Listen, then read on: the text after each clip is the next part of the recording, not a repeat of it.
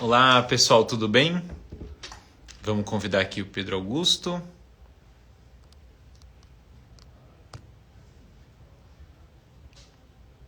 Dar o convite aqui pro... Vamos lá, esperando aqui só a entrada do pessoal, a formação do imaginário, o Pedro Augusto e aqui já estamos. Imaginário, esperando todos entrarem também. O Bruno Lamolha vai estar conosco também hoje.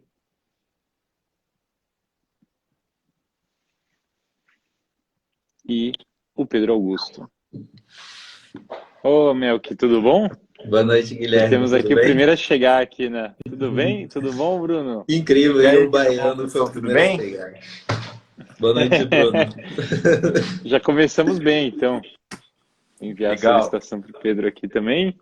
O Guilherme, vê se o áudio tá legal, porque senão eu boto o fone, né? Que ontem eu assisti a aula de vocês, parece que um deles estava, o Flávio estava de fone, estava melhor o áudio, né? Vê se faz alguma diferença aí para vocês. Não, tá, o áudio tá ok. Para Legal. mim, vocês podem confirmar. Eu vou desativar os comentários, tá bom, pessoal? Olá! Tudo bom? Tudo E bom, aí, Pedro? E aí, galera, tudo tranquilo? Boa Tudo noite, ótimo. Pedro. Gente, vou fazer uma introdução aqui e depois já vou passar a palavra para vocês para a gente começar, né? Então, a grande questão que nos aparece é a questão do poder da imaginação. A falta de imaginário é algo que muitas vezes nós não enxergamos as oportunidades, as possibilidades que nos aparecem com a falta de imaginário. Quando a gente tem um imaginário mais envolvido, nós enxergamos o mundo de uma maneira mais ampla. E aqui o pessoal vai ter uma oportunidade de aprender com grandes professores, de poder despertar esse olhar do imaginário, poder abrir os olhos para essa realidade, né? Por isso que nesse segundo dia da maratona nós quisemos tratar desse tema, do poder do imaginário. Poder do imaginário que de fato, né, ou poder da imaginação, aqui eu já vai entrar nessa discussão também do que é o poder da imaginação, o que é o poder do imaginário, que é um tema que me encanta tremendamente, e é um tema muito pedido. Tem o pessoal aqui da Brasil Paralelo, muitas pessoas aqui no Brasil Paralelo pedem para conversar sobre esse tema, questionam. Então, já vou pedir que vocês se apresentem para nós começarmos. Cada um se apresente e vocês falem um pouco sobre o que vocês entendem por imaginário e imaginação. E aí, como é a ordem? Diga aí. Tem uma ordem aí, Guilherme? Eu acho que talvez quem tem a página Formação do Imaginário pode começar, talvez seja. Eu acho que tem patente, né, Guilherme? Tem patente. Parece justo. Então, eu sou o Melk, né? Eu sou criador aqui da página Formação do Imaginário. E eu decidi criar essa página porque é um dos primeiros pontos que o professor Olavo aborda lá no seminário de filosofia, né? No curso online de filosofia. E ele sempre fala, a primeira coisa que você tem que fazer para você estudar qualquer outra coisa é formar seu imaginário. Né? Se você não tem as referências, não tem os análogos culturais, se você não pegou na literatura, nas artes, não contemplou coisas que são bonitas, belas, você não vai ter bagagem suficiente para entender nem a ciência, nem a filosofia, nem nada. Então, a gente decidiu começar esse projeto por causa disso, né? Porque aquela pessoa que mais nos formou ao longo da nossa trajetória, da minha trajetória pelo menos, que foi o professor Olavo, ele sempre tocava nesse ponto. E eu sempre apreciei muito essas coisas, né? Sempre gostei muito de literatura, sempre gostei muito de obras de arte. Aí eu falei, por que não expandir esta coisa que me interessa e transmitir para os outros? Pedro, já? Depois de dado o pontapé inicial pela própria formação do imaginário, né? Formação do imaginário encarnado. Inclusive, encarnado, o Pedro me chama de Melk. formação do imaginário. Exatamente. Assim, meu nome é Pedro, para quem não me conhece. Eu sou também um aluno do COF, né? Eu sou filho do COF, desde 2010. Né? As pessoas sempre perguntam, você já assistiu todas as aulas do COF? Eu digo, nem Olavo assistiu todas as aulas do COF ainda. Né? Mas nessa peleja aqui desde 2010. E algo interessante com relação ao imaginário é que é o seguinte, o que eu percebi ao longo desses meus anos de ensino é que muitas vezes adianta pouquíssimo você entregar conteúdo à pessoa se antes você não conserta a forma onde aquele conteúdo vai entrar, né? Então, o conteúdo é como a água aqui nessa caneca. Se ela tivesse num cone, tomava a forma de um cone. Se ela tivesse num espiral, tomava a forma de um espiral. Então, muitas vezes você coloca conteúdo, a pessoa não compreende, não é porque ela é incapaz, não é porque ela é estúpida, não é por nada. É porque a forma que ela colocou, onde o conteúdo foi colocado, ele simplesmente não comporta a compreensão do conteúdo, né? Então, é uma deficiência, uma das deficiências imaginativas, inclusive.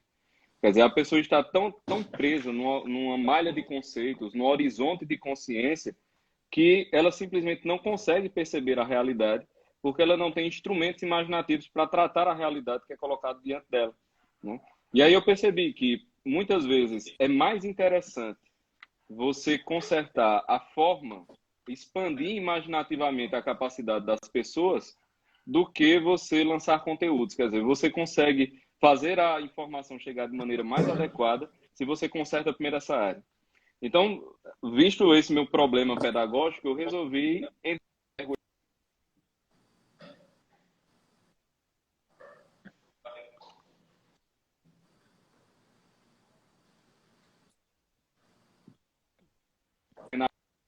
aliás, isso nosso Senhor já dizia, né? Não dá para nascer entre espinhos, não dá para nascer em pedras, né? A semente só dá 100 por um na terra boa. E digamos assim, a terra boa pode ser um dos sinônimos de um imaginário bem preparado. Muito bom. Bruno. Vamos lá. Bom, eu sou Bruno Lamoglia e sou médico, sou pós-graduado em psiquiatria, venho trabalhando com isso há 17 anos, eu acho, já quase 16 anos, desde que comecei a atender. Sou terapeuta e professor e acho que já tem quase 10 aparições aí na Brasil Paralelo. É sempre um prazer enorme estar com vocês.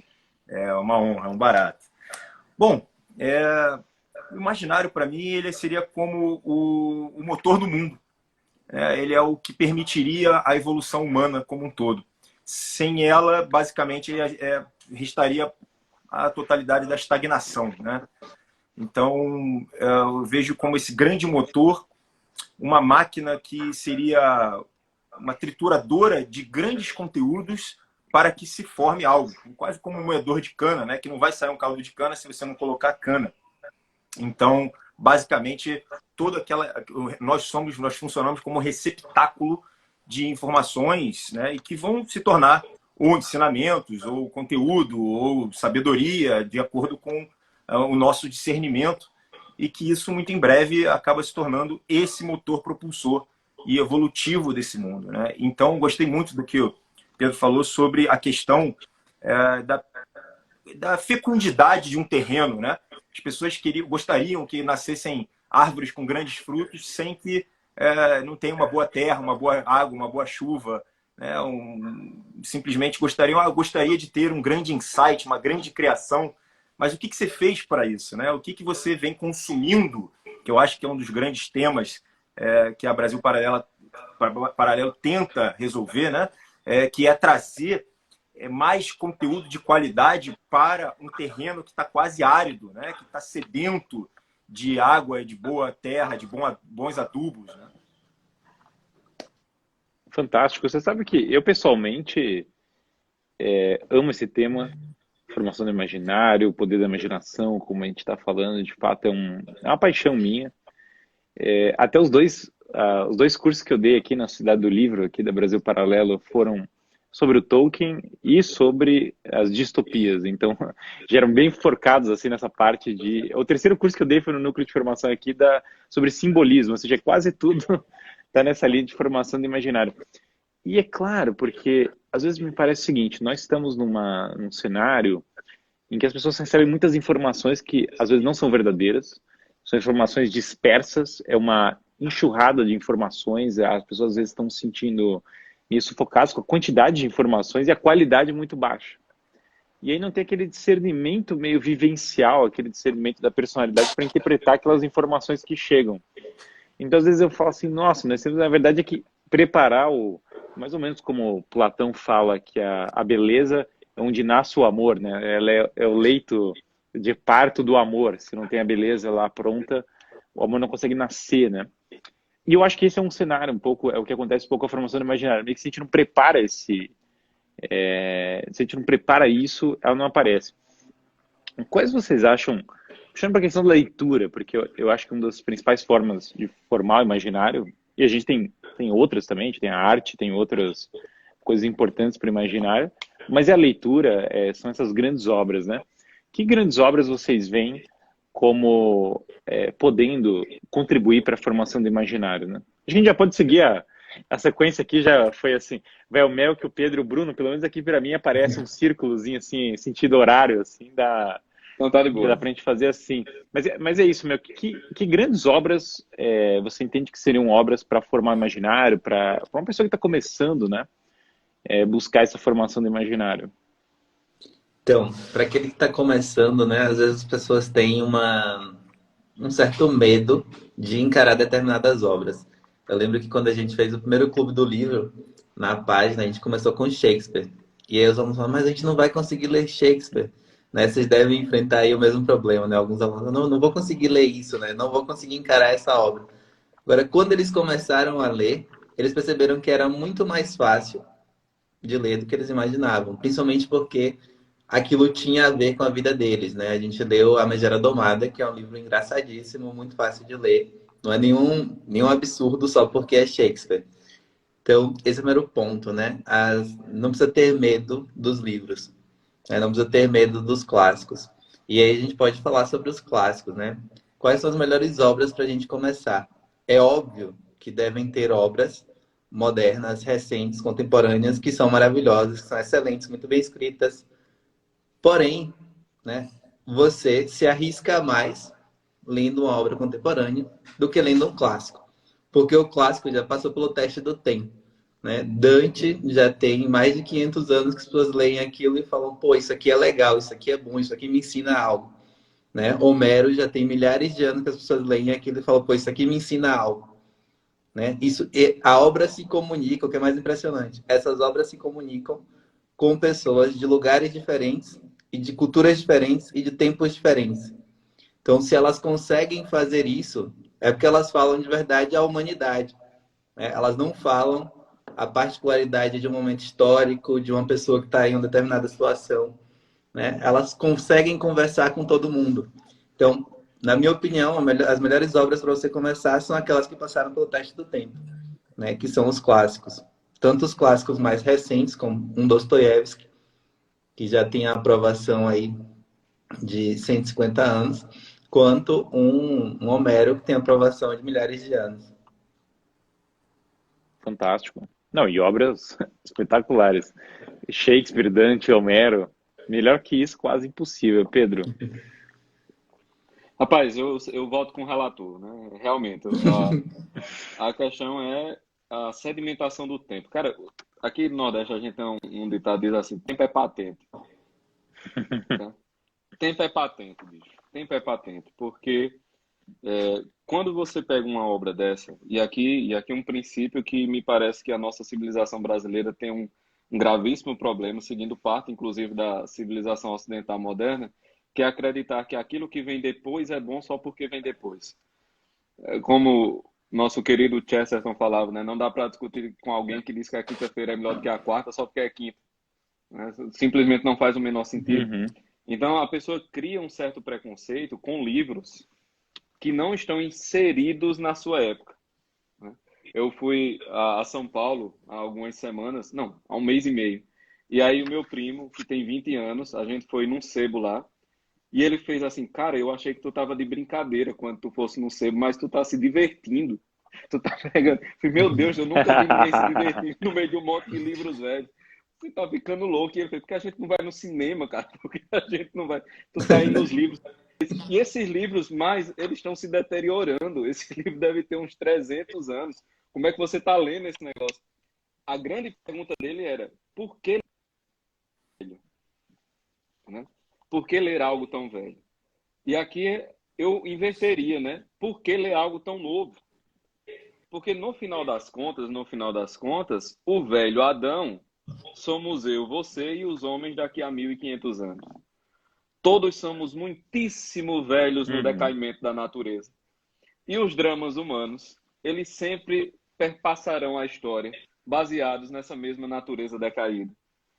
Acontece que alguns grandes gênios, eles conseguirão extrair desse lodaçal do drama humano, né, uma história de queda e ascensão que sintetiza esses dramas universais de uma maneira melhor. A isso nós chamamos de clássicos. Quer dizer, os clássicos são aqueles que conseguem trazer, de alguma maneira, a nós o drama inteiro da queda e redenção do gênero humano, numa perspectiva que independe de época, independe de cultura, porque no final das contas somos todos os bons e velhos homens decaídos, né? Somos todos velhos, mas muito velhos em Adão.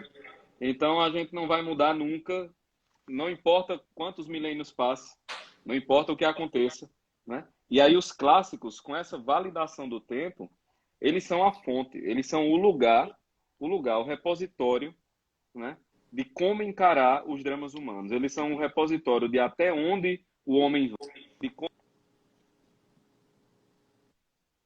ele vive com o seu drama. Então, os clássicos são os lugares. Esse é o ponto, né? Ide aos clássicos. Muito bom. Bruno? Olha, eu vou fugir um pouquinho aí da literatura, que a gente sabe que, de fato, o poder seria talvez até superior a todas as outras, né? No entanto, eu tive o impacto maior em mim foi pela mitologia, né? Então, toda vez que eu comecei a entender um pouco mais dos símbolos e dos arquétipos, eu comecei a entender também o quanto que a mitologia me trouxe o poder para esse imaginário, né? Eu falei, opa, não só esses problemas que nós vivemos atualmente já foram vividos, mas como cada mito possui um personagem sobre o qual eu consigo me incluir, né? E assim eu consigo também refletir sobre cada papel naquela pessoa e isso me expande de uma forma bem interessante. Eu tive também boas passagens por todas as escrituras sagradas, né? Não só a nossa cristã, mas como, enfim, Bhagavad Gita, o Dhammapada, né? Eu achei aquilo tudo muito interessante também e me trouxe grandes ensinamentos e aumentou também, expandiu essa sensação do imaginário. Agora, teve alguns autores, né, que chamaram muita atenção, um deles acho que talvez seja particularmente esquisito para a gente aqui, que é o Freud, cara, essa coleção aqui, o Freud, olha, se tem alguém que tem um imaginário possante aqui nesse planeta foi o Freud, cara, é um negócio impressionante, as coisas que ele chegou nas conclusões que ele chegou, né, foi uma coisa muito interessante. Muitas vezes a gente sabe que ele estava errado, estava enganado, estava deturpado, mas a gente não está falando sobre isso, né? A gente está falando sobre, nesse caso, algo que possa construir o nosso imaginário, né? O Freud no mínimo, bastante imaginativo, assim como o melhor discípulo dele, o Jung, ainda mais, né? Levou a simbologia e os arquétipos inconsciente coletivo, né? A ideia dessas ideias deles ainda a última potência, né? Do mundo imaginário e que tem também bastante expressão na vida real, né? Então esses caras para mim foram sensacionais. Claro que tive a fase também, né, dos escritores russos e por aí vai, mas nossa, esses caras aí, na hora que eu olhei, na hora que eu entendi, na hora que eu vi o Freud e a psicanálise e por aí vai, que eu falei, puxa vida, bota aí um baita de um exercício imaginativo aí, com certeza. O Freud, eu tive uma experiência também engraçada com ele. Eu lembro uma vez eu fui ler o livro do Freud, o Freud comentando sobre Dostoiévski, né?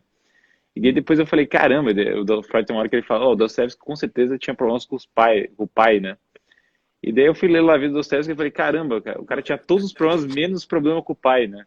Praticamente todos os problemas humanos da vida ele teve menos esse. Eu falei, caramba, ele acertou quase certinho, só que só tudo. Mas enfim, claro, tem muito tema interessante. Um conceito que eu estava pensando aqui era aquele falaram do Chester, foi o Pedro que falou do Chesterton, né? E tem aquela ideia da cerca do Chesterton. O Chesterton fala da cerca e daí as pessoas estão andando no lugar e não tem nada. e elas veem uma cerca. E daí o homem moderno tem aquela atitude de olhar para a cerca e falar, cara, que coisa estúpida, tem uma cerca no meio do nada, né? Exato. E aí o Chesterton fala, não, não, quer dizer, a estupidez é sua, essa cerca pode ter 1000 funções, essa cerca pode ter salvado um povo há 500 anos atrás, essa cerca, se você virar de cabeça para baixo, você pode descobrir que ela está fazendo tal coisa. Então, às vezes a gente nós projetamos a nossa própria preconceito, a nossa ignorância sobre as coisas. E aí, quando a gente muda o olhar imaginativo, a gente olha para aquela mesma realidade, né? E enxerga ela com uma profundidade que originalmente não estava presente, com alguma outra... aquele conceito do Chesterton também, do Murray Faulkner, que você olha Coffee Room ao contrário, daí tudo parece... Aí daí você fala, nossa, que impressionante, chama Coffee Room por um motivo, você começa a redescobrir a própria realidade. Então, vocês acham que as grandes obras que formam o imaginário, elas podem ser um caminho para redescobrir a realidade? Porque às vezes a gente fala imaginário, a cabeça das pessoas está dizendo assim, não, imaginário é ficção. Estou falando de coisas inventadas. O povo fala, isso é invenção, né? Eu lembro uma vez que eu estava falando com uma pessoa sobre o cinema, a pessoa, cinema é coisa inventada, né? E daí isso aí não vou perder meu tempo com isso. E aí, claro, nós falamos de ficção, aparentemente estamos falando de coisas que nos desviariam do real. Mas parece, pelo que a gente está discutindo aqui, que as grandes obras de ficção são um modo de nós entrarmos no real. Eu mesmo já tive experiência que uma obra de ficção me fez redescobrir a realidade. Aqui todos são professores. Queria saber se vocês têm em vista exemplos da literatura que levam as pessoas para a realidade de algum modo particular. E até na experiência de vocês como professores, se teve algum caso, alguma obra que vocês ensinaram ou trataram dela, e vocês viram o impacto da pessoa redescobrir a realidade ou olhar para a realidade de um outro modo, né, por meio da ficção. Tem uma coisa que é muito interessante, Guilherme, é que quando a gente olha, o Bruno estava falando aí das literaturas sagradas, né? Quando a gente olha para a Bíblia, a gente percebe que Deus prefere se comunicar com a gente através das histórias do que, sei lá, de ficar dando uma lista de regras ou de ficar descrevendo, né, como que as coisas funcionam. Cristo ia lá, contava parábolas. Quando Deus livrou Israel do Egito, né, ele poderia simplesmente tirar todo mundo de lá e colocar em Canaã no mesmo instante, num segundo. Mas não, ele fez as 10 pragas, 40 anos no deserto. Então, se aquele povo fosse simplesmente tirado e jogado em outro lugar, né, ainda que fosse pela força divina, depois aquilo não faria memória, né? Ninguém faria memória daquilo, né? Mas como tem uma história, né, que foi contada, né, aconteceu isso, depois aconteceu aquilo, é a mesma forma como Cristo educava as pessoas, né? Ele preferia educar através das histórias, porque a nossa inteligência funciona necessariamente assim, né? Se você não aduba primeiro, não enriquece primeiro a sua imaginação através dessas histórias, dessas possibilidades, depois, quando você encara algo na realidade, primeiro, né? Você não tem como fazer memória daquilo se você não tem história. E esse é um drama muito grande do brasileiro, que graças a Deus o Brasil Paralelo tem ajudado a resolver, a acionar, porque as pessoas não fazem ideia ou não faziam ideia de muitos fatos da nossa história. E hoje o cara chega ali no YouTube, ele consegue ter acesso a muitas informações sobre a sua própria história e perceber que aquilo tem a ver com ele hoje, né? Que não é uma coisa só do passado.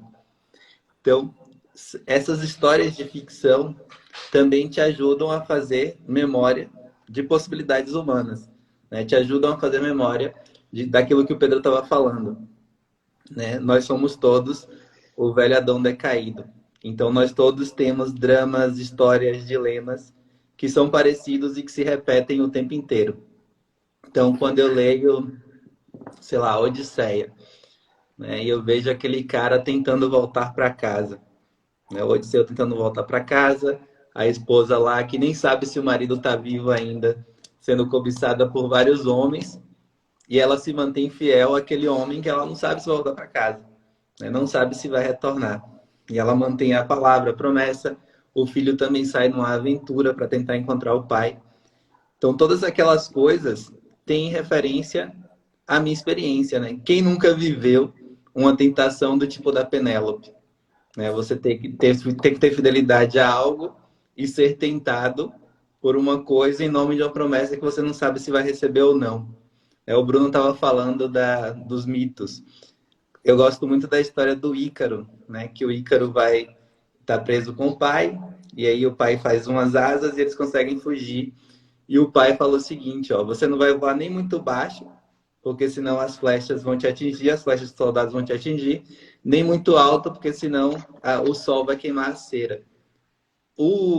O mito de Ícaro, né, é o drama de todos os adolescentes, todo mundo passou por isso. Né? Seu pai tenta te dar uma justa medida, a pessoa que te cria fala, não faz isso, faz assim, faz assado. E você fala, não, eu posso, né? Eu sou adolescente, agora eu consigo fazer as coisas com minha própria força, e eu vou lá e faço mesmo. Então, é através dessas histórias que a gente se educa primeiro para o máximo de possibilidades humanas, né? E a gente não se choca quando aquela coisa se encontra com a gente. Ou a gente não fica espantado quando um drama da realidade, por exemplo, nossa mesquinharia, né? Quando a gente já leu Madame Bovary, né? A gente reconhece um orgulho que todo mundo tem dentro de si. Se você já assistiu, sei lá, para não ficar só na literatura, você já assistiu Breaking Bad, que é o mesmo problema de Madame Bovary, um cara que se acha o melhor de todos, capaz de resolver todos os problemas, né? Você reconhece aquilo dentro de você. Então, sem esse imaginário, né, sem essas possibilidades, você encontra a realidade e não identifica nela todas as possibilidades que ela te dá. Né? Você fica meio como um bicho que também encontra a realidade, né? Um bicho também se depara com a realidade, mas ele só dá uma resposta, que é a resposta mais instintiva e imediata. Agora, como nós somos humanos e somos inteligentes, racionais, né, nós precisamos reconhecer o máximo de possibilidades para enriquecer a nossa própria vida. E é isso que a formação do imaginário dá.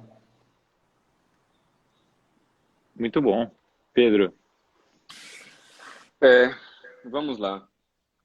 Isso que o Melco falou é muito interessante, né? Sobre você perceber as coisas da realidade agora, foi a sua pergunta inicial também, através de algo que é irreal, que é uma ficção. Né? Mas bem, isso é tolice, no final das contas. Pode fazer um sentido se você analisar muito, mas muito superficialmente. Sabe aquele superficial que não toca? Pronto, se você for sim, naquele superficial que não toca, aí você acha que encostou, né? Mas por qual razão isso é tão tolo pensar dessa maneira? Pelo seguinte, veja, quando nós estamos vendo uma determinada história, nós já falamos aqui que os clássicos tratam dos dramas humanos, aquela coisa toda. Só que acontece um negócio, minha gente. Já que estamos falando também aqui de literatura divina, né? A encarnação do Verbo é a revelação do Deus invisível, não é isso? Então, nós vemos o Deus invisível no rosto do Cristo homem. Veja, quando o Verbo se faz carne, as coisas ficam mais claras. Existe uma biografia, existe alguém para se relacionar ali. Quando eu estou falando de literatura, coisas como vingança, humilhação, soberba, depressão, crises familiares, de certo modo elas se fazem carne na minha frente. Assim, o Verbo se faz carne ali, né? Todas essas questões da realidade, todas essas questões da vida humana, elas se encarnam em biografias possíveis, que são as biografias com as quais eu tenho contato. Então alguém diz assim, não, é irreal. Mas se eu dissesse, em lugar de nosso querido Odisseu, dissesse, rapaz, tu não tem ideia do que aconteceu com fulano, você não conhece o fulano. Rapaz, eu tenho um primo, porque sempre tem um primo, né? Eu tenho um primo, eu tenho um amigo. Eu tenho um primo que aconteceu tal e tal coisa. Mas, rapaz, foi mesmo, não acredito não. Aconteceu isso tudo, foi. Mas você não tem primo nenhum. Só que aquela biografia possível, ela lhe toca como a encarnação de uma realidade. O que no final das contas faz muito sentido, porque a realidade nada mais é do que a expressão do verbo criador. Né? uhum, Então, assim, o ciclo se fecha no final das contas. E aí, quando você tem contato com aquela biografia possível, todas aquelas situações tomam formato para você. Você pode tocá-las, né?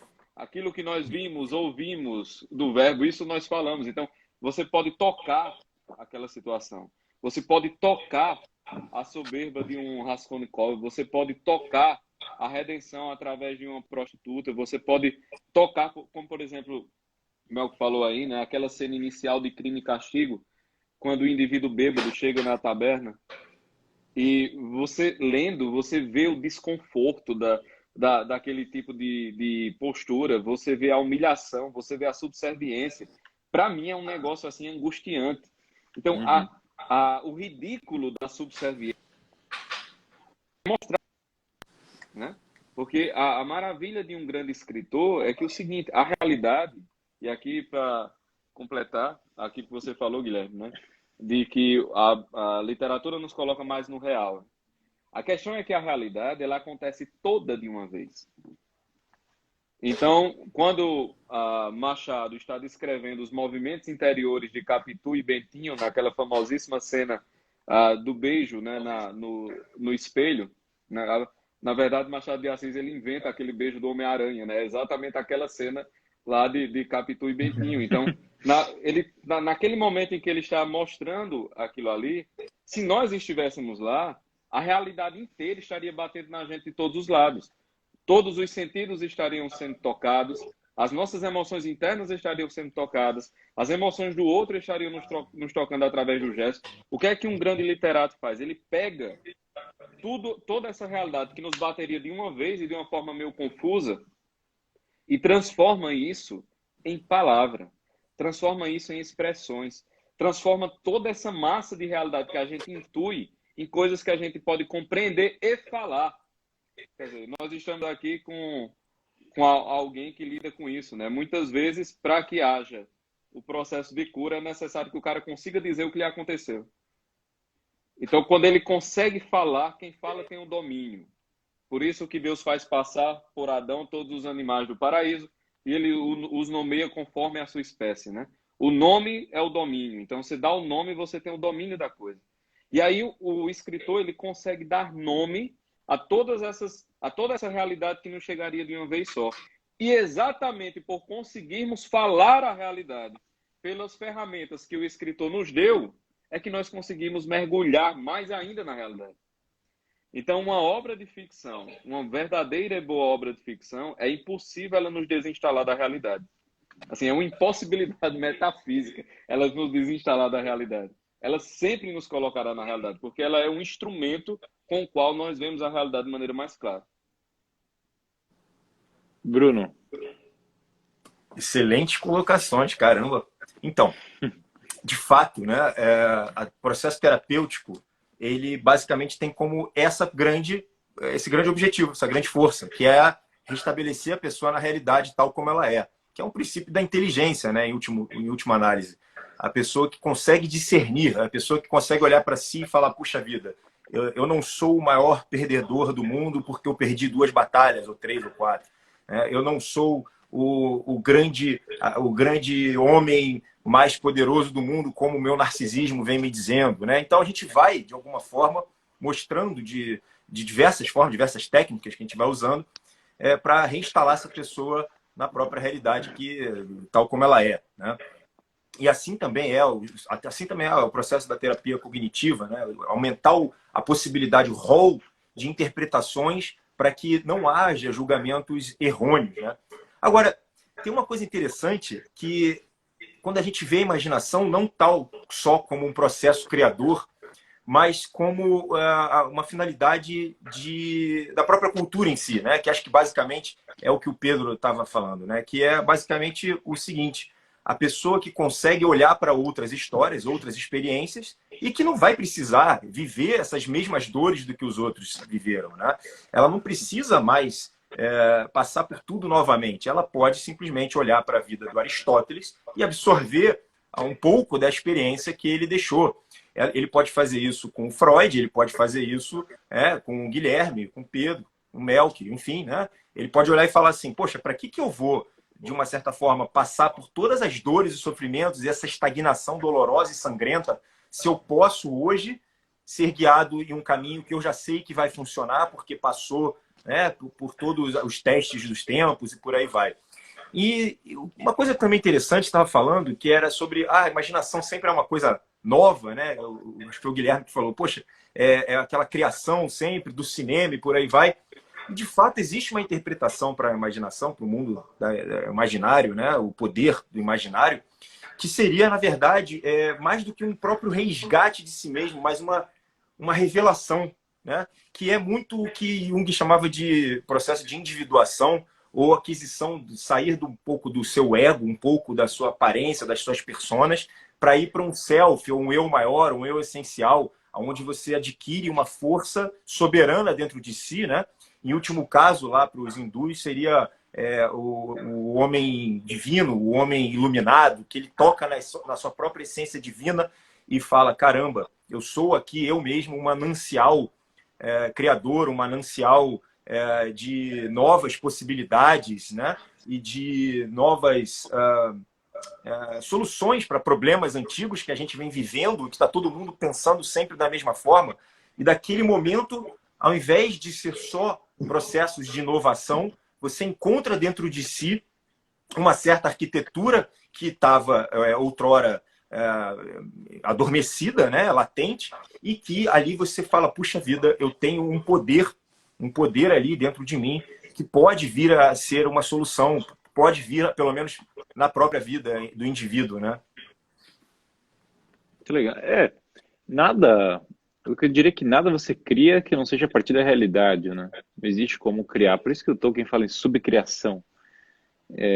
Até um exemplo, claro, muito simples é que você consegue imaginar várias coisas. Você consegue imaginar, eu não sei quantos são hoje, eu brincava com meus alunos do colégio na época, Pokémons, né? O cara imagina todas as variedades possíveis. Mas quadrado redondo é impossível. Uma impossibilidade metafísica não está no rol das coisas que você consegue imaginar. Você só consegue imaginar variedades a partir do real. E normalmente essas realidades têm que seguir os padrões metafísicos do real. Até a tese do Chesterton lá na Ética da Terra dos Elfos, né? E o que eu acho muito bacana, eu acho que é muito legal como a gente está enfatizando aqui também a descoberta de si como um caminho para a formação do imaginário, porque ao descobrir a si mesmo você começa a se relacionar mais com o real também, né? Quer dizer, não é um caminho de mão dupla. Agostinho é super assim, né? O cara olha para si mesmo para descobrir o real, olha para o real para descobrir a si mesmo. É realmente um processo muito legal, assim. E, claro, eu gostei bastante do que vocês falaram. Eu queria... Uma coisa que eu estava pensando, né? Às vezes as pessoas olham esse tema do imaginário, um perigo dele, né? É que às vezes as pessoas pensam assim, beleza, imaginário, eu vou ler literatura, de algum modo... eu vou estar formando meu imaginário, estou lendo literatura, às vezes parece uma coisa um pouco... Mas as grandes obras demandam uma interpretação também, muitas vezes, demanda algum professor que possa guiar a pessoa, demanda algum tipo de trabalho em cima da obra, não é que tudo se apresenta ou que a mesma leitura da obra é para todos. Pode ter leituras melhores ou piores, né? Como vocês acham que a pessoa pode refinar essa leitura das obras? Porque, Shakespeare, por exemplo, eu lembro que eu fui numa aula uma vez e estava falando Shakespeare é uma apologia do Estado moderno. Eu falei, caramba, para mim era o oposto. Então, assim, a leitura é exatamente oposta da que eu tinha feito. Eu queria... Então, como que você acha que a pessoa pode refinar essa leitura das grandes obras, crescer nelas, se aprofundar nelas? O Melk, você está sempre primeiro. Você é a formação do imaginário, você vai começar esse negócio sempre. Algumas dicas que eu sempre dou, né, para os meus alunos. Primeira coisa é que, para mim, ler é reler, né? Você leu a primeira vez, beleza, você pegou ali a superfície do texto. E aí, quando você relê, você fala, poxa, eu não prestei atenção nisso, isso aqui passou despercebido. Nessa hora eu estava cansado, né? E eu continuei a leitura e não notei este ponto que ele falava. Às vezes, quando você está relendo uma frase só, que tinha passado despercebida, causa um impacto tão grande que você não esquece aquela frase nunca mais. Então, esse é o primeiro ponto, né? Eu acho que a gente não tem que se contentar só com uma leitura, principalmente dessas grandes obras, porque elas são muito maiores do que nós, né? Pensa aí em obras que sobreviveram a milênios, né? Você não vai dar conta dela em um dia de leitura, né? Você não vai dar conta dela em uma única leitura. Sem contar que às vezes elas trazem símbolos tão compactos, que são tão ricos, né? Que quanto mais você vai conhecendo esses símbolos, mais você vai extraindo o ensinamento desses símbolos. né? Que é isso que você está fazendo com o Tolkien, por exemplo. E às vezes a gente lê ali, pô, por que que um anel, uma coisa tão besta, né? Isso Uhum. aqui, né, causou tanto estrago, né? Tem toda aquela história. São 3 livros gigantescos para contar a história e muito mais para contar a história de um anel. Parece bobo, mas aí quando você tem alguém como o Guilherme interpretando o que é este anel, por que que o Tolkien escolheu o anel, né? Por que que essa coisa redondinha, né? Por que ele não escolheu um quadrado, um triângulo, né? Para interpretar esse poder. Então, a segunda coisa é essa: você tem que ter um leitor mais qualificado, que é uma coisa que a gente perdeu, né? Antigamente, os jornais, todos os jornais tinham um crítico literário ou um crítico de arte que ajudava as pessoas a entender as artes que elas consumiam.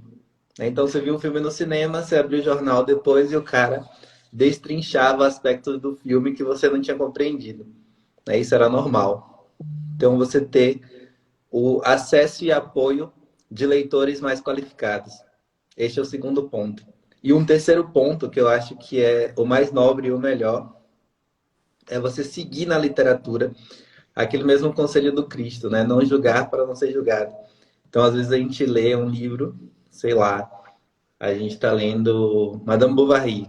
A gente fala, nossa, que mulher safada, que vagabunda, né? Isso e aquilo.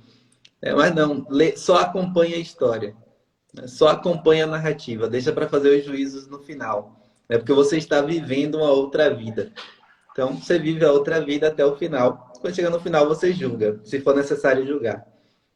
Então, acho que essas 3 ferramentas são indispensáveis, né? Reler, ter o apoio de um leitor mais qualificado que você e não ficar julgando os personagens de ficção, ou se não for um livro de ficção, né, não ficar julgando as opiniões do autor logo de cara.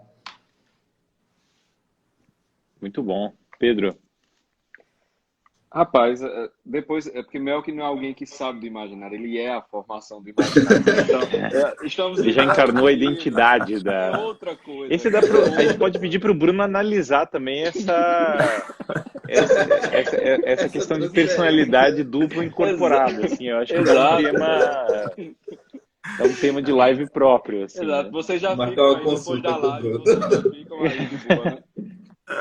Não, assim, isso que o Melco falou é muito importante, né? Vou me ater só a um ponto, que é a questão de você acompanhar um leitor qualificado. Veja, logo no início do Como Ler Livros, Mortimer Adler, ele diz um primeiro ponto para você saber se um livro vale a pena ser lido, né?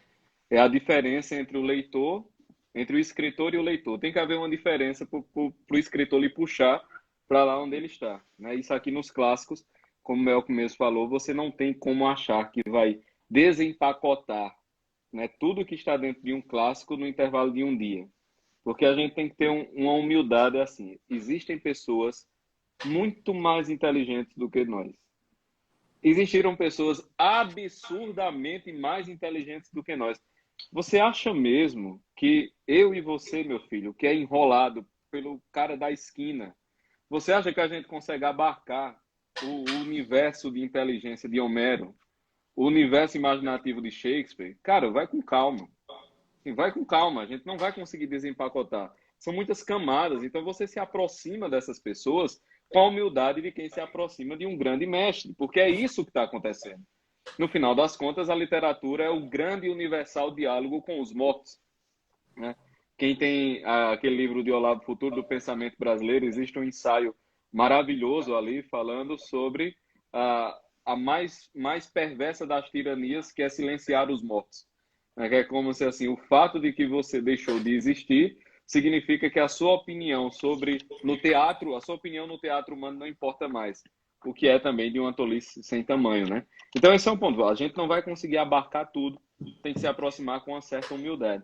Um outro ponto que Adler fala, também no início do livro, ele usa a imagem do beisebol, né? Do cara que arremessa a bola e do cara lá que tem aquela luvona que ele vai pegar lá, né? Ele arremessa e ele vai ter que encontrar a bola, se for curva, reta, vários tipos de lançamento, ele vai ter que conseguir o catcher, né? Ele vai ter que conseguir pegar. Então, existe essa relação. O escritor quer ser entendido. Mas, digamos que você não está com a luva tão bem preparada, você não está com o treino em dia, você não é um catcher muito eficiente. Então, é óbvio que vai ter nuances que você não vai conseguir pegar. Então, o que é que vai acontecer? No final das contas, quem quer melhorar nisso vai ter que se tornar um leitor mais qualificado. E você não se torna um leitor mais qualificado apenas lendo mais. Porque se fosse assim, nós não teríamos idiotas eruditos. E se tem uma coisa que existe no mundo, são idiotas eruditos. É uma pessoa que sabe muito, mas é um completo imbecil. Então, todo mundo entende, e é um erro que a gente tem que evitar ao máximo. Então, se você coloca uma multidão de livros em cima de uma alma incapaz, você cria uma alma deformada. Esse é o ponto. Por isso que o guiamento é tão importante. Veja, o excesso de bons alimentos faz tão mal quanto a falta de bons alimentos. Então, você tem que ser guiado para você encontrar a justa medida, né? Na justa medida é onde está a inteligência, porque a inteligência é exatamente a capacidade de perceber a verdade. E a verdade está na justa medida. Então, você ser capaz de perceber que aquelas pessoas são muito superiores a você e aproximar-se com humildade e reler é uma postura de humildade. A releitura é um movimento de humildade diante daquele escritor maior do que você e também você encontrar o guiamento adequado. Então, me parece que são duas dicas assim que são desdobramentos do que Melco falou, né? Mas eu acredito que são importantes.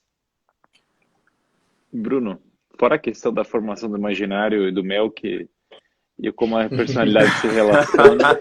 Certamente você já fez apontamentos aí. Você já fez apontamentos, já está pensando aqui, já está fazendo anotações. A gente faz tal, consulta particular, Bruno. Muitas vezes é assim, né? Que não é um tema. A gente vai criando uma escada e aí quando a gente vai ver, a gente já está misturado, a gente já não sabe mais quem era, o que é a persona, o self já está... É o nosso objetivo, né? A gente está olhando para cima. No caso do Melk, é um conhecimento tão grande que o conhecimento ganhou vida própria já. Ele já conhece o nível que já ganhou vida própria.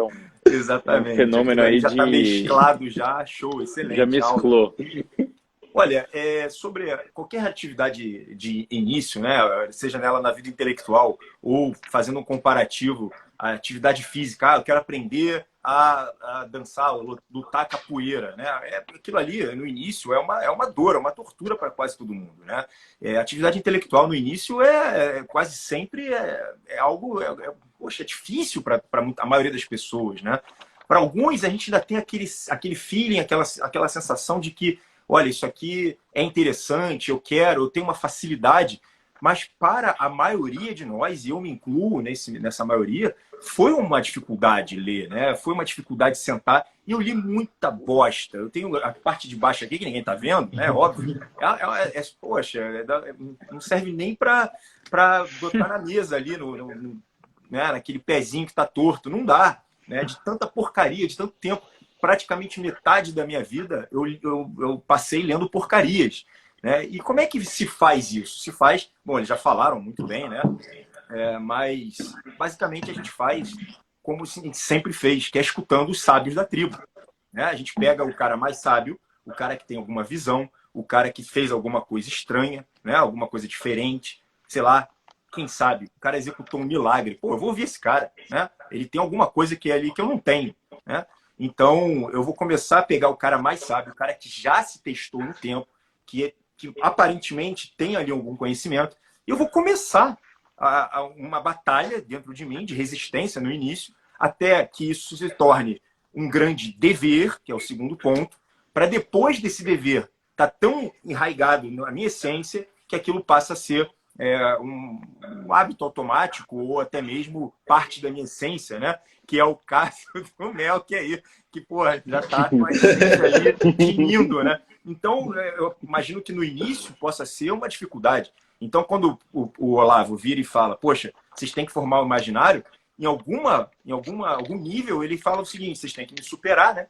Vocês têm que... O meu imaginário é esse. Vocês têm que conseguir criar o de vocês para que a gente crie cabeças de girassol, né? E o que está acontecendo no cabeça de girassol, para quem não acompanha, né? O girassol ele é todo igualzinho, né? Só que sempre tem uma ou duas cabeças que alguém vai lá e corta. que é exatamente o que acontece com a nossa sociedade. Chega um cara um pouco melhor, um pouco mais erudito, ou então uma pessoa que de fato tem ali uma intelectualidade mais aguçada, vai alguém, plauf, corta a cabeça do cara, exclui ele da sociedade, fala mal dele. Não é assim que acontece com quase todo mundo que a gente conhece? É um terror, é uma grande maldição da sociedade brasileira, é essa, né? Mas isso também acontece em outros países. Então, a gente começa a perceber que essas cabeças girassol, elas de alguma forma também elevam o nível de uma sociedade como um todo. Então, a gente deve, de alguma forma, olhar, saber reconhecer, né, para que a gente possa guiar, que é o caso os dois falaram aqui, né? A gente precisa desses guias que já chegaram no topo. Senão, é perda de tempo, de energia, vai ler um monte de besteira, e se você não tiver o imaginário bem trabalhado, você vai passar os mesmos problemas do que o todo, né? Da psicologia das massas. Você vai enfrentar o mesmo vazio existencial de que todo o Brasil está vivendo, né? Então é uma catástrofe, sem a menor sombra de dúvida. Essa noção de vazio existencial é fundamental. Eu acho que é um dos grandes problemas que nós vivemos, né? Porque a grande crise que nós temos, em larga medida, é uma crise de sentido, né? Exato. E aqui no Brasil Paralelo nós temos muita preocupação que o pessoal tenha uma boa formação, né? E que consiga entender grandes obras, mesmo que a pessoa não tenha aquele tempo sobrando e tal, mas tem esse interesse com essas grandes obras. E conseguir relacionar as obras, conseguir entender como que uma obra se relaciona com a outra, como que... procurando grandes professores, porque o problema de referências sempre é um dos maiores. Ouvir falar de obras, a gente ouve, mas nem sempre a gente sabe quem são os melhores professores para isso, né?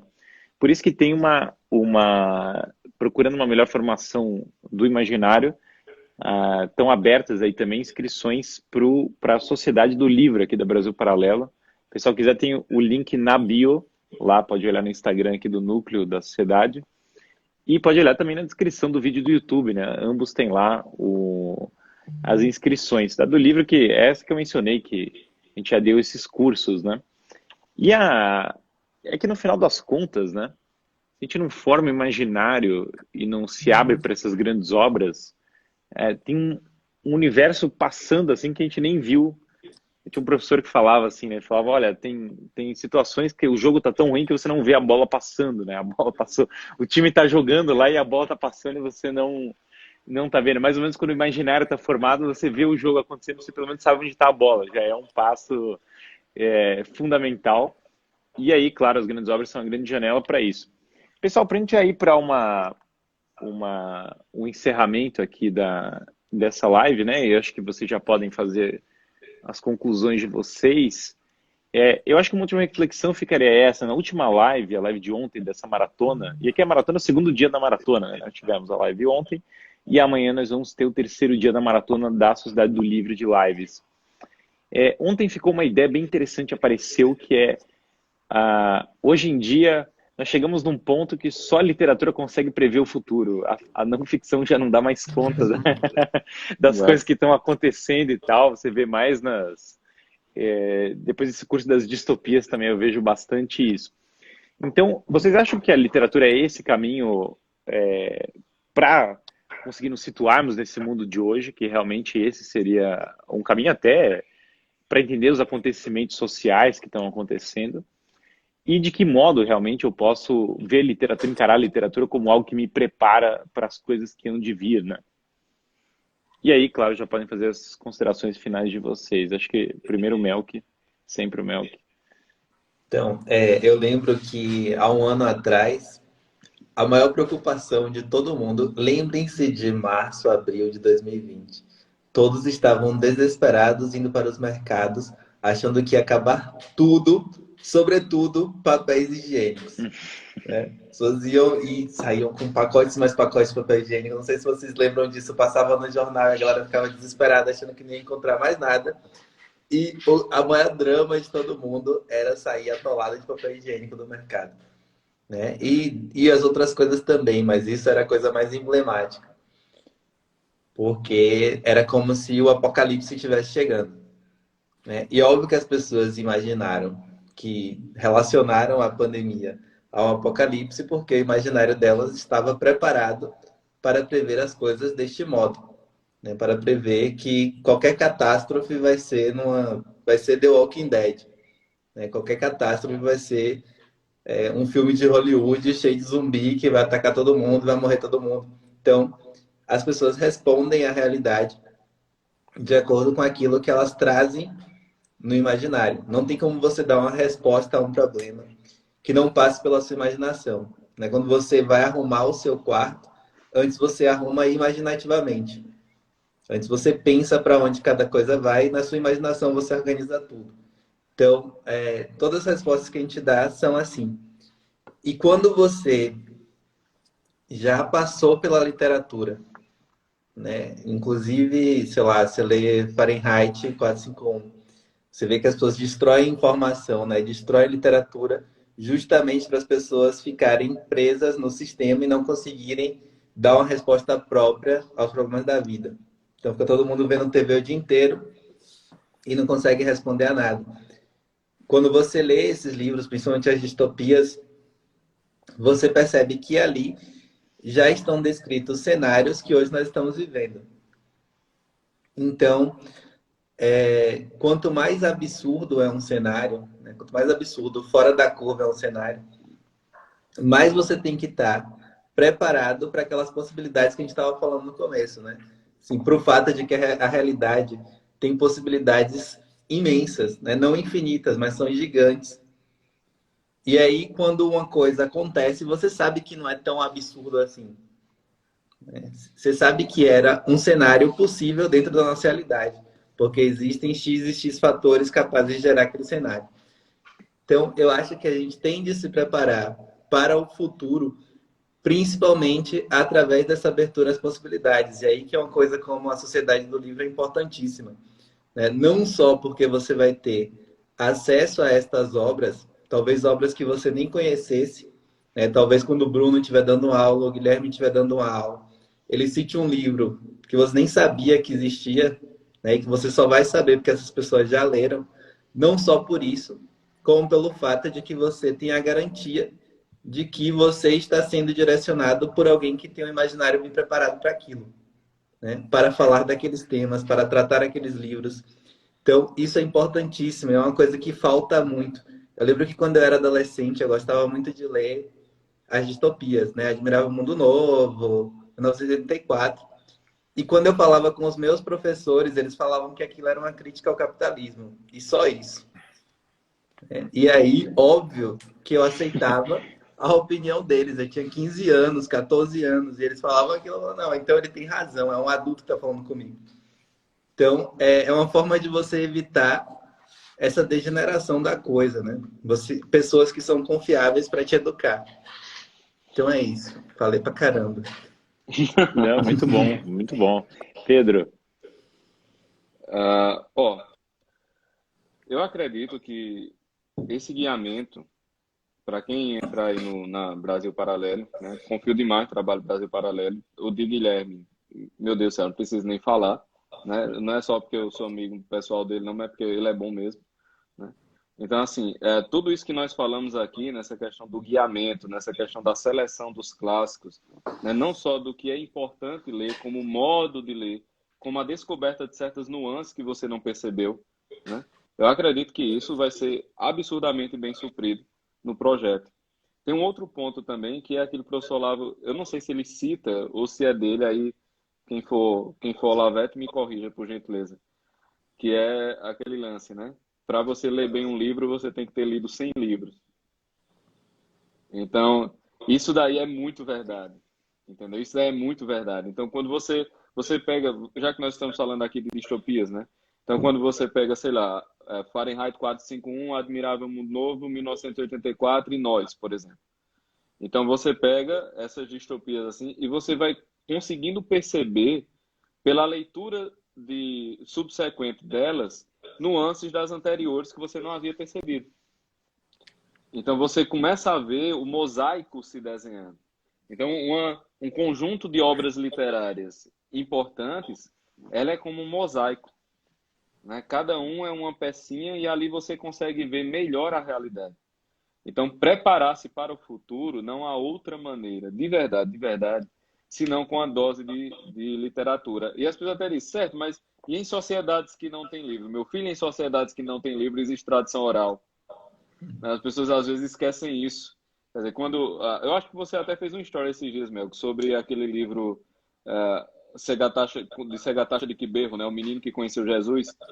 E no início do livro, aquele Imaculei Libagiza, se eu não me engano, que é quem escreve, diz que ela escutava as histórias de Segatacha num evento chamado Igitaramo, se eu não me engano, que é exatamente uma palavra que descreve um momento em que a família se reúne para falar de algo. Né? Quer dizer, em sociedade de tradição oral, isso é tão importante que tem uma palavra para descrever o negócio, né? Então, assim, você sempre vai ter a contação de histórias. Você sempre vai ter a narrativa, você sempre vai ter as parábolas, você sempre vai ter isso, porque isso é a maneira de transmissão da realidade. Então, eu também, já que estamos aqui na Brasil Paralelo, eu lembro, acho que foi um dos primeiros lançamentos da Brasil Paralelo, que tem uma entrevista com o professor Rodrigo Gugel. E é muito curioso, porque estão todos falando dos seus pontos de vista, e, obviamente, todos estavam corretos ali, né? Mas aí o pessoal falando, a questão é como salvar o Brasil, né? Eu não lembro ao certo, mas foi naquela crise, né? Como salvar o Brasil. E aí o pessoal, a questão econômica, não sei o quê. Aí dá uma focada assim no professor Rodrigo Gugel, ele para e diz: é preciso voltar ao amor à literatura. É assim que salvaremos, né? Então tá todo mundo lá. Precisamos amar mais a literatura. E assim, ele está cobertíssimo de razão, né? Cobertíssimo de razão. Pois bem, meus caros, precisamos amar mais a literatura. Eu acho que esse é o ponto, sabe? Temos que voltar a isso. Realmente temos que voltar a isso. A base de qualquer formação é a formação literária. Não tem filosofia, não tem história, não tem nada, bicho, sem formação literária. Nada. Tudo parte da literatura por um motivo. Tudo parte da experiência real e humana. E é isso que a literatura é. Muito bom. Bruno. É isso aí, né? A trama humana, né, que vai ser descrita na literatura, e o cara que não tiver o mínimo, ele também não vai ter o mínimo para se locomover no mundo, né? E o imaginário, ele seria, como eu falei no início, o motor desse mundo, né? E eu percebo que a pessoa, eu vou ser bem sucinto, que eu já sei que já bateu a hora, mas eu sei que a pessoa que se afasta desse tônus imaginário, esse poder, ela acaba também se identificando e se associando mais ao cenário externo. Então, diante de uma pandemia ou diante de um cenário caótico social, é evidente que ela vai sofrer as mesmas dores do que todo mundo. E, a grosso modo, então, a gente pode dizer que a pessoa que não detém o poder do imaginário, ela acaba sendo, de certa forma, um escravo, né? De certa forma, um escravo. E a gente sabe o quanto que a escravidão ou a ausência da liberdade, seja ela mental, que é uma premissa do imaginário, né? Que você tenha pelo menos uma liberdade, um quartinho na tua cabeça que você possa usar e usufruir para criar algo, né? Quando você não tem isso, você também não vai ter felicidade. Então você acaba se tornando escravo, e aí você só tem um jeito de lidar com isso tudo, que é criando fantasias, né? E o brasileiro adora fantasia. Tanto é que para muitas e muitas pessoas, elas se distanciaram tanto da realidade. Elas não conseguem conceber o mínimo no imaginário e elas acabam vendo Big Brother, porque é o mais próximo de uma realidade que elas conseguem ter ali. Só que aquilo ali também é completamente fora da realidade. São pessoas, né, enfim, completamente deturpadas do seu emocional. Então, a gente entende que quanto mais essa pessoa tiver o imaginário, mais ela vai estar vacinada.